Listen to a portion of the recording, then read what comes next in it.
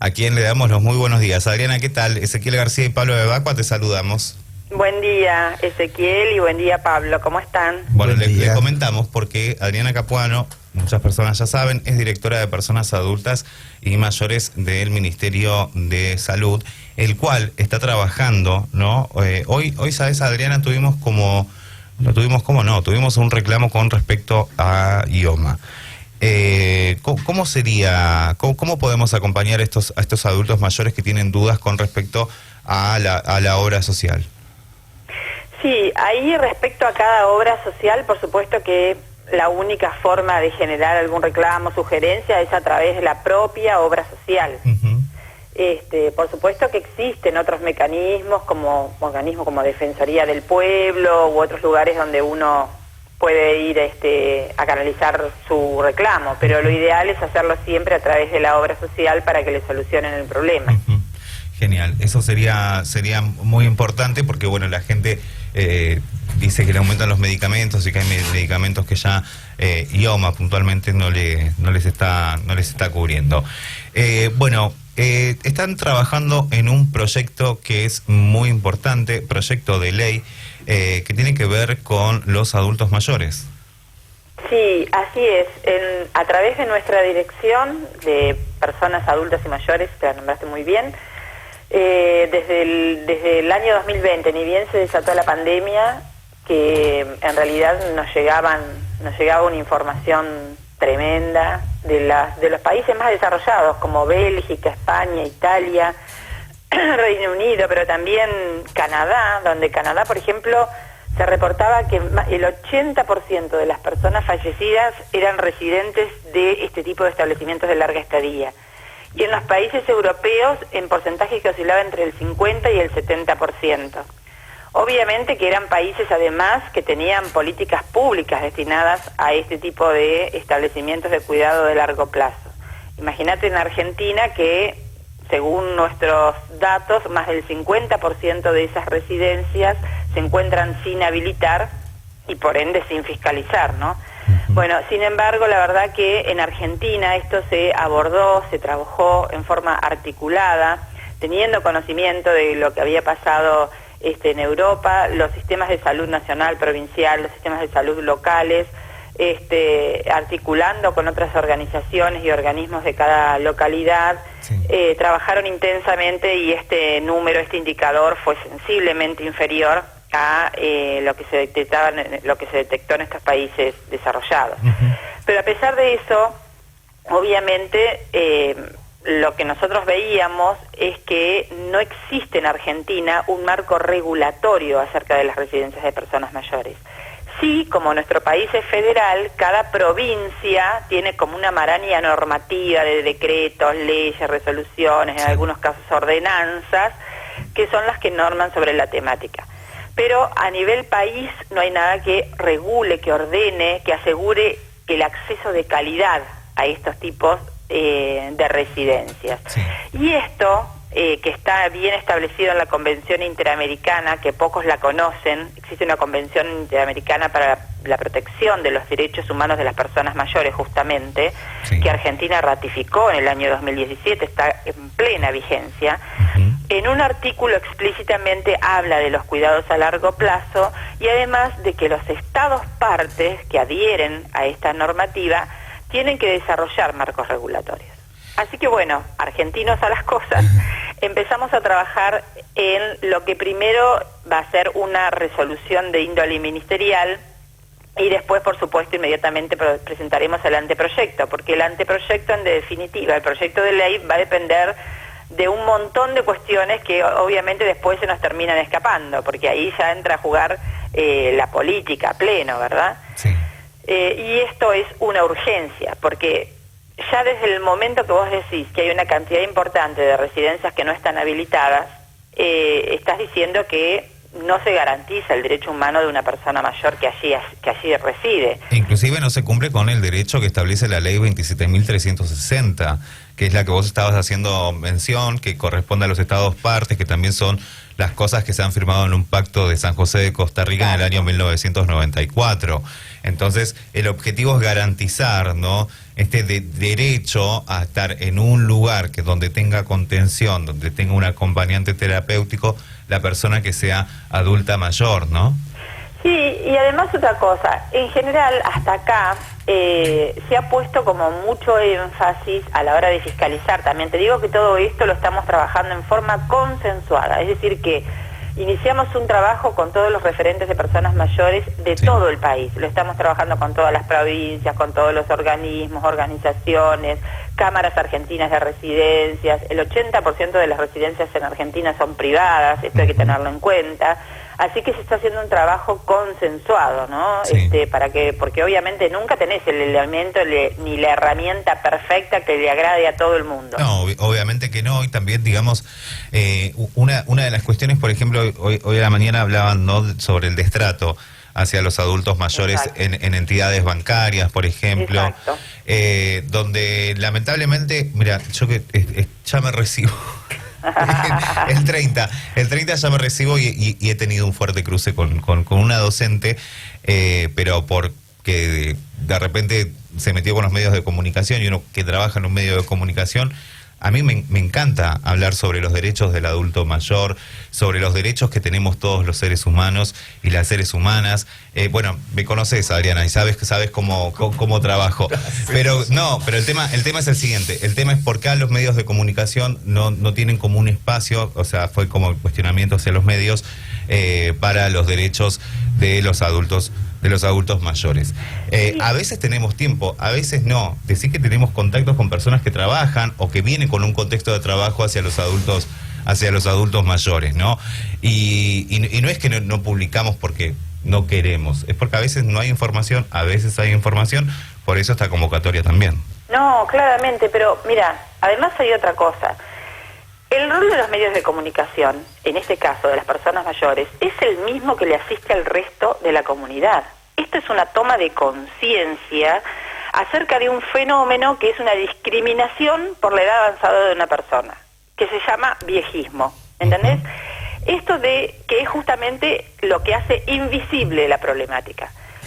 Esto es que cada uno de nosotros y de nosotras tiene internalizado un determinado prejuicio, es decir, una connotación negativa de la persona mayor. Yo si te pregunto a vos, por ejemplo, o a cualquier persona, imagínate por un momento cerrar los ojos y pensar en una persona mayor, seguramente la imaginan de rodete, de bastón, postrada, triste, sin proyecto, deprimida, quejosa, bueno, eso es un viejismo, porque en el 80%...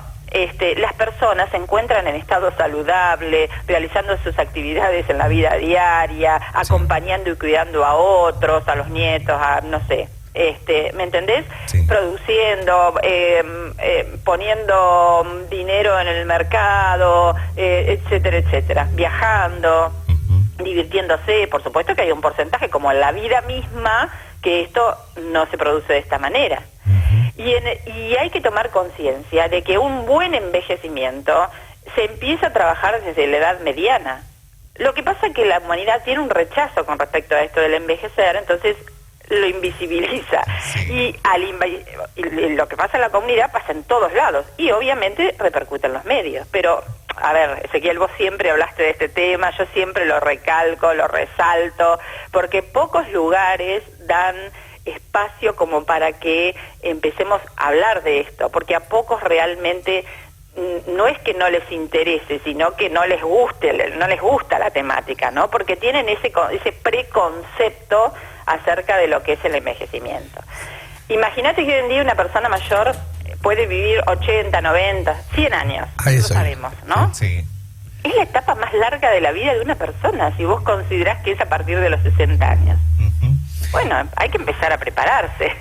Adriana, buen día, perdón, Ezequiel. Le iba a decir, iba a ir a ese tema porque recuerdo cuando yo era niño, o sea, escuchábamos el informativo de Radio La Barriá, en la casa de mis abuelos que trabajaban en el campo. Y recuerdo que era ese minuto de silencio que te decían, por favor, aguanten un cachito, no hablen. Y las crónicas de ese año decían, murió a los 67 años, murió a las necrológicas, perdón, dije las crónicas, la necrológica de ese año decían, falleció a los 70, 67, 80 era viejísimo. Sí. Era una persona mayor, de hecho, ya 55, 60 años, eran gente muy adulta. Exacto. Y hoy estamos hablando de 80, 90 y vitales, ¿eh? Tengo a mi abuelo con 95, mi tipo está sordo nada más. Pero, o sea, tenés que hablarle fuerte, nada más, porque después es el único problema que tiene. Con 90 y pico de años se fue a Luján a caballo. Exacto. Vos decís, escuchame, digo, vas a ir a mi velorio, viejo, vos si seguís así, le digo siempre, y se ríe, y digo, ojalá lleguemos a esa edad y con esa vitalidad, y ya te vuelvo a repetir, con la cabeza totalmente lúcida, con sus achaques normales de 95 años, pero totalmente lúcido, y te vuelvo a repetir, cómo se ha extendido la edad, a eso ahí quería llegar. Exacto. Y esas cuestiones deberían dejar de sorprendernos, porque si no abordamos la problemática, abordamos el tema desde algo que no es real. Esto pasa mucho en los servicios de salud, por ejemplo. Un paradigma es que las personas mayores son asexuadas, como que de un día para otro cumplieron 60 y dejan de tener sexo, por ejemplo. Bueno, y eso lleva a la mayoría de las personas que trabajan en los equipos de salud, por ejemplo, a no indagar sobre el tema. Y nos encontramos con personas mayores, por ejemplo, que lamentablemente cursan con un HIV, no se indagan las enfermedades de transmisión sexual, no hay ESI para las personas mayores, por ejemplo, y cursan con este tipo de enfermedades, y sin embargo, cuando consultan o acceden a un servicio de salud, nadie les realiza la pregunta, pero no solamente porque, digamos, para prevenir y trabajar sobre las posibles enfermedades, sino para que también puedan aprender o preguntar para tener una sexualidad plena, por ejemplo, ¿no? Igual que en el tema, educativo, etcétera. Digo el sexo porque además es tabú doblemente para la persona mayor. Sí, por supuesto, sí, entonces, totalmente. Hay que empezar a deconstruirse y a tomar conciencia de esto. Mira, Ezequiel, vos hoy cuando mencionabas las residencias, esto iba a terminar, el tema de la fiscalización siempre hizo hincapié en verificar las cuestiones edilicias y las del staff, el personal, quien trabaja, etcétera. Pero nunca se hizo hincapié en realmente, digamos, una atención centrada en esa persona mayor que está viviendo. ¿Dónde se pregunta en la fiscalización, o quién le pregunta a las personas mayores cómo están, qué es lo que desean, lo que prefieren, si esto se cumple? ¿Dónde está el consentimiento informado en las residencias de que efectivamente la persona mayor decide ir a vivir ahí, y el día que no quiera ir a vivir también encuentre otros dispositivos para que no sea obligatorio? No puede ser de ninguna manera un contexto de encierro, ¿no? Claro. Sí. Así que hay que ir modificando estas cuestiones, que no son, porque todos cuando dicen reforma, ley, se agarran la cabeza porque dicen, bueno, pero no hay plata, ¿con qué plata se hace? Estas cuestiones no son costos significativas. El hecho de cambiar el eje y de empezar a prestar atención, ¿qué es lo que quiere decir o lo que tiene que decir una persona mayor? Aún con un trastorno cognitivo, aún con personas con Alzheimer. Exacto, con Alzheimer, con dependencias. Sabemos que siempre hay alguna parte, alguna dimensión que todavía se conserva con capacidades para decidir, para decir algo, para manifestar un deseo, lo que sea. Así que la idea de este marco regulatorio sobre todo es hacer hincapié en eso, en el derecho humano, en la perspectiva de género, en la atención centrada en la persona, en definitiva. Es que pasa que uno, tal vez cuando tuvo alguna vez algún contacto dentro de un hogar, me acuerdo que cuando yo era chico a las escuelas iban personas mayores que vivían en hogares, porque por A, por B, por C, se quedaron solos, fue decisión personal, donde, digamos, el ir a una residencia para un adulto mayor es como sus vacaciones, es como decir, bueno, acá vengo, acá llego, y la atención, ¿no?, también al 100%. Por eso también es importante la cuestión del marco regulatorio, porque recordemos que años atrás hemos tenido conflictos en la ciudad de Olavarría, donde había lugares que no estaban contemplados, que no cumplían al 100% con lo que debe cumplir un hogar, ¿no? Sí, en Olavarría particularmente es algo a trabajar porque tiene mayoría de residencias sin habilitar y por ende sin fiscalizar. Así que por eso digo, siempre es un trabajo de todos, porque hay residencias que brindan una atención de calidad. Esto que vos decís, que una persona mayor decida por sí misma ir a vivir en una residencia para que la cuiden, para estar en contacto con otros, está muy bueno, pero el Estado tiene que garantizar que ese lugar funcione respetando los derechos de esa persona. Hoy en día, la residencia que no está habilitada y no está fiscalizada depende de la voluntad del dueño, del administrador, de dar cumplimiento a eso. Sí. Simultáneamente hay que mejorar las condiciones de trabajo de quienes están prestando los servicios allí dentro. Hoy es un trabajo altamente precarizado, la mayor parte en negro, con una alta circulación, es decir, las personas trabajan en un geriátrico a la mañana, en otro a la tarde. Bueno, esto lo vivimos en la pandemia, ¿no? Sí, eso también nos ha marcado. Bueno, la última pregunta, creación de espacios. Ayer hemos leído la Gacetilla y dije, hoy por hoy, tengo que llamar a Adriana Capuano. Bueno, esta nueva propuesta, este nuevo espacio que surge en Olavarría, tenés una amplia trayectoria en el Partido Justicialista, fuiste presidenta del Partido Justicialista, también fuiste concejal, trabajaste en PAMI. Bueno, comentanos sobre esta agrupación que se ha lanzado para trabajar en proyectos en común con la sociedad en el Partido de Olavarría.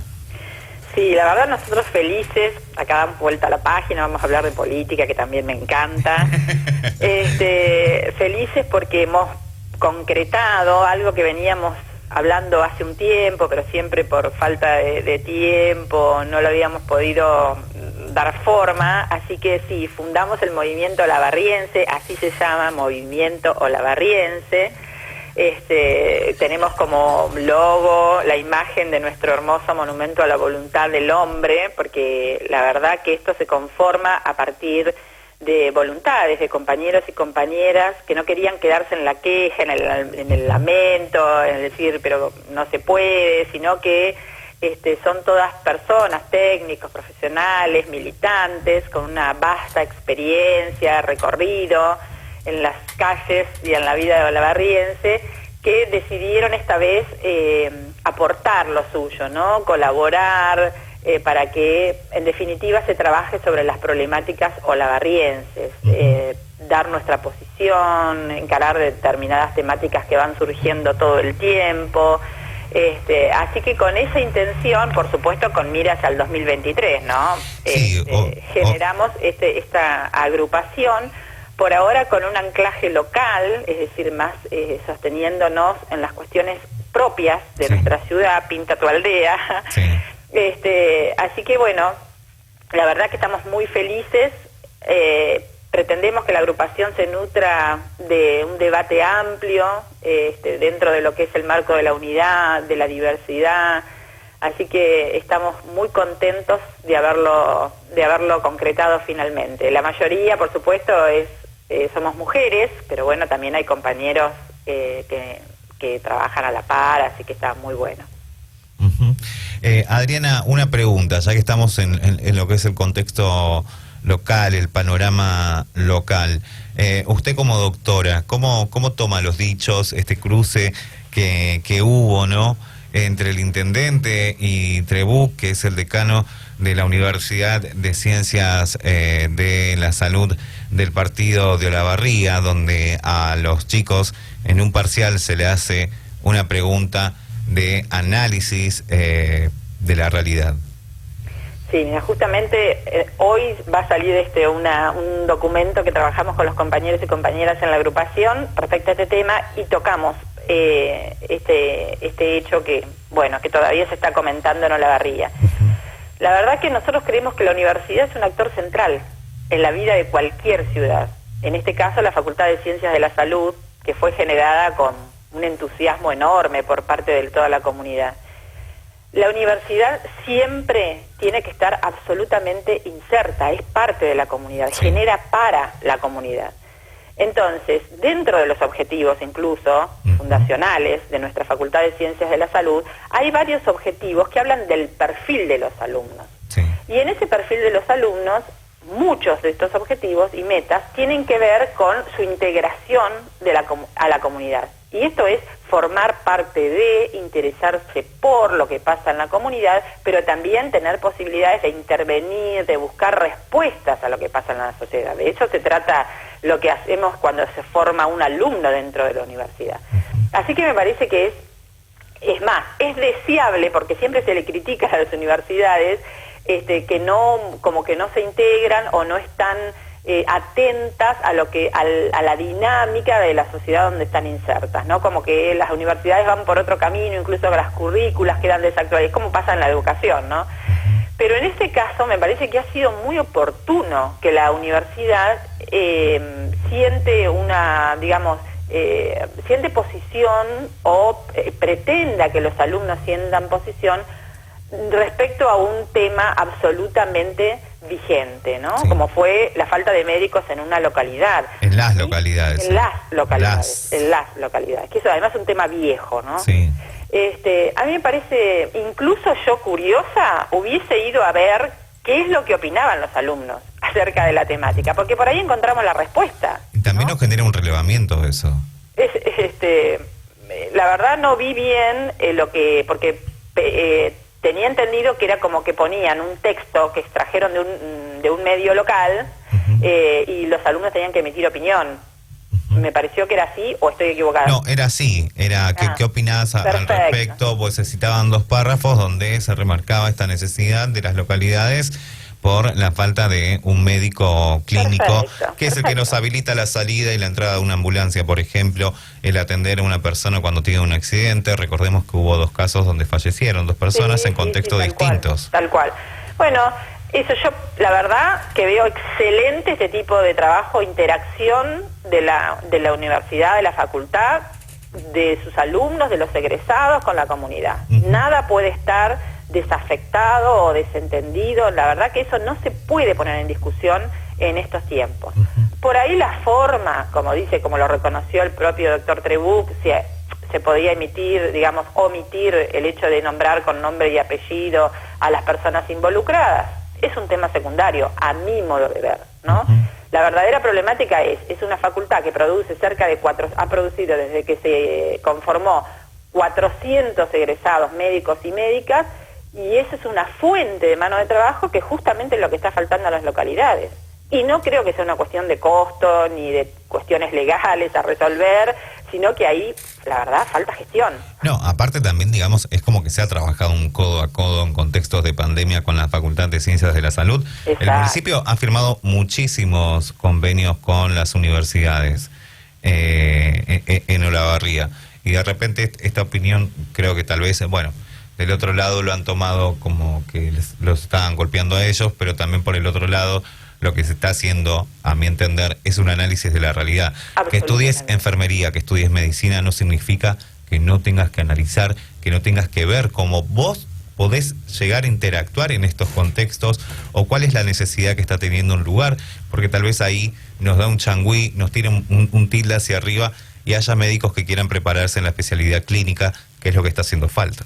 Absolutamente, pero además, si vos no aprendés a pensar tu propia comunidad desde el lugar donde estás formando, el día de mañana egresás y sos un profesional aislado del mundo que te rodea, es decir, desconociendo lo que pasa. Así que me parece muy importante a mí que las facultades trabajen sobre todo lo que pasa en el mundo que los rodea, ¿no? ¿Cuánta sensibilidad que tiene la política con temas cuando les toca temas que realmente no pueden resolver, ¿no? Digo, pero no solamente en lo local, en lo nacional, en lo provincial. Siempre que alguien dice algo con temas que ellos no pueden resolver, lo primero que salen es el adoctrinamiento, el descrédito. ¿Puede ser que lo sienta así, Adriana, o me parece? Sí, el tema es, sí, por supuesto, esto es así como vos decís, Pablo. El tema es que los políticos y las políticas aprendamos que prioritariamente se tienen que discutir siempre ideas, gestión, acciones. Cuando uno cae en el terreno de lo personal, obviamente va a provocar una reacción porque y después el otro se va a querer defender cuando te atacan con nombre y apellido, etcétera, etcétera, ¿no? Eso también. Se supone que un político ya debiera estar como, digamos, preparado para estas cuestiones, separar lo que es importante de lo que no. Claro. Además debe conocer, imaginás que estamos hablando de un intendente, estamos hablando de, digamos, hay que conocer cuáles son los efectos de nuestra reacción y de lo que decimos y de lo que tiramos en una red social, que tiene, por supuesto, se amplifica mucho más. Esas reacciones desmedidas, digo, deberían trabajarse porque las consecuencias no son buenas. A veces son interesantes porque en este caso nos permitió discutir acerca del rol de la facultad, digamos, del rol de la universidad, de los contenidos que se le dan a los alumnos, si tienen que estar o no comprometidos con lo que pasa en la sociedad donde viven, en la ciudad donde viven. Para eso está bueno, pero la verdad que no en esa forma de usar descalificativos. Resta, eso siempre resta, digamos, pongamos atención a la resolución del problema. Y parece mentira, pero que lo que más cuesta, no voy a decir que en nuestro país solamente estamos viviendo una guerra, imagínense, pero lo que más cuesta al ser humano y a las organizaciones y organismos es ni hablar a los partidos políticos, es la articulación y la coordinación con el otro. Imagínense si existiera la real posibilidad de que muchos en cualquier lugar de responsabilidad pudieran sentarse, pensar en conjunto, ponerse de acuerdo. Exacto. Siempre más cabezas aportan mucho más y si piensan diferente, aún mucho más para encontrar solución a los problemas. Viviríamos en otro mundo, claramente, ¿no? Pero no hay que dejar de insistir, me parece a mí. No, coincido, Adriana, en el sentido de que ¿por qué no nos podemos sentar en este momento donde tenemos una crisis tremenda, una crisis que afecta a muchísimos argentinos, al 50% de los argentinos que son pobres, y todavía estamos leyendo el manualcito mío? No, mi verdad es la que yo digo. Si vos le preguntan, un periodista le pregunta al gobierno ¿qué hace con inflación? No tenemos inflación. Lo que pasa es que los medios empiezan a buscar culpables en todos lados. Y estamos perdiendo demasiado tiempo con los Twitter, con las cosas, y no nos ocupamos de lo fundamental. Es como querer hacer una casa, como le decía hoy a la mañana, cuando hablábamos con Ezequiel en estos debates que tenemos temprano, estamos discutiendo qué color de teja le vamos a poner a la casa cuando todavía no tenemos la base hecha, me parece. Y cualquier cosa que se diga, por ejemplo, que la facultad tiene el derecho de formar y de educar a una persona con ideas propias. Obvio. Con ideas propias. Para eso vas a una facultad, para tener tu propio pensamiento, el poder de asimilar y buscar información, herramientas que te cultiven como ser humano. No tiene que estar la política diciéndome qué tengo que yo leer o qué poner o qué decir. Esas cosas me generan un ruido muy grande. Y otro ruido grande que me genera es que la política, cada vez que le tocas un tema que no es de su conveniencia, viene en la parte de descrédito. Eso, como le decía recién, me molesta bastante porque generalmente esta cosa de que uno no puede tener opinión, simplemente hay que hacer obsecuente de lo que dicen, y no es así. Claro, por ahí obviamente eso es como una forma de defensa de alguien cuando se siente atacado, pero que no ayuda. No, exacto. Y es por eso que obviamente, la verdad, la población en general, el pueblo en general, tiene una mala imagen de los políticos porque cree que finalmente no están a la altura de resolver sus problemas. Bueno, y mucho de esto tiene que ver con la imposibilidad de los políticos de generar un diálogo, instancias, espacios donde todos puedan aportar lo mejor de sí. Chicos, yo no creo que en Olavarría no haya gente, profesionales, técnicos, hiper preparados como para hacer frente a muchas de las cuestiones o problemas que acucian a los olavarrienses. bueno, convoquémoslo, somos todos olavarrienses acá, y bueno, de eso un poco se trata cuando nosotros decidimos hacer esta agrupación, justamente por un montón de compañeros y compañeras que ni siquiera pertenecen ideológicamente a un partido determinado, pero sienten la necesidad de decir, bueno, yo me preparé toda la vida para esto, a ver, quiero hacer algo.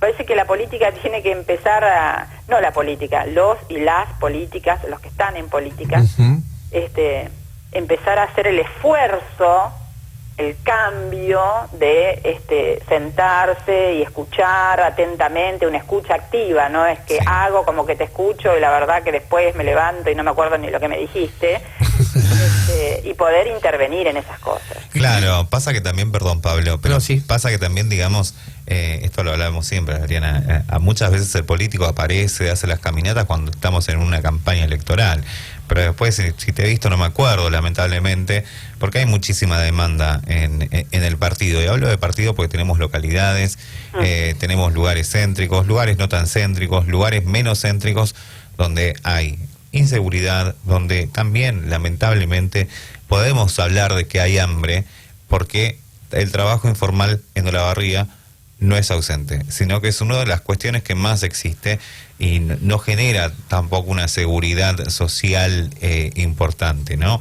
Digamos, tenemos en lo que fue este mes distintos aumentos en jubilaciones, en asignaciones, bueno, este nuevo bono que ha entregado el ANSES, que bueno, hay personas que no se lo entregó porque se hizo un estudio muy específico para ver quién tenía las necesidades y cumplía con los requisitos, ¿no? Pero bueno, acá, digamos, se está montando un circo en base a lo que hace Alberto, en base a lo que hace Cristina, y de repente pasa esto, ¿no? En donde la gente empieza a opinar con respecto a lo que está pasando en la ciudad, y la gente quiere que la gente se preocupe por la ciudad y las cosas que pasan en la ciudad. Exacto. Esto es como la frase de Ortega y Gasset, argentinos a las cosas, ¿no? Sí.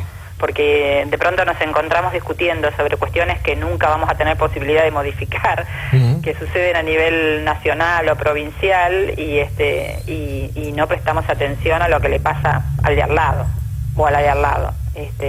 Hay, por supuesto que hay distintos grados de responsabilidad, hay quienes tienen posibilidad de hacer gestión en organizaciones, organismos provinciales, municipales, y hay quienes no, pero me parece que todos y todas pueden aportar. Ustedes lo que están haciendo desde los medios de comunicación, de empezar, bueno, tomemos conciencia de esto, porque la verdad tampoco está bueno que un ciudadano, una ciudadana, un vecino, una vecina no se sienta representado por su, digamos, su conciudadano que hace actividad política. No está bueno que no piense que la única herramienta posible para transformar su vida es la política, porque entonces la verdad que habremos disgregado, definitivamente atomizado toda la posibilidad, todos los esfuerzos para cambiar esa realidad. Ojalá que estamos viviendo en una situación muy, muy, muy difícil en la Argentina.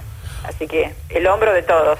Ojalá que la política entienda que está al servicio de la gente y no que la gente está a su servicio. Eso sería una forma, no decir, porque hay como un tema de que los políticos son inalcanzables, son rockstar. Entonces es como que vos decís, flaco, vení más acá, bajá, andate acá al Matadero, andate a la zona del barrio Eucaliptus, pasá por acá, y yo te digo que en el Dorrego, lugares que yo trabajo, transito todos los días o todas las semanas, y la verdad que hay un montón de carencias y falencias, y bueno, ojalá que se entienda que no son reyes, son solamente un político que hoy está y mañana no. Eso es mi punto de vista, perdón.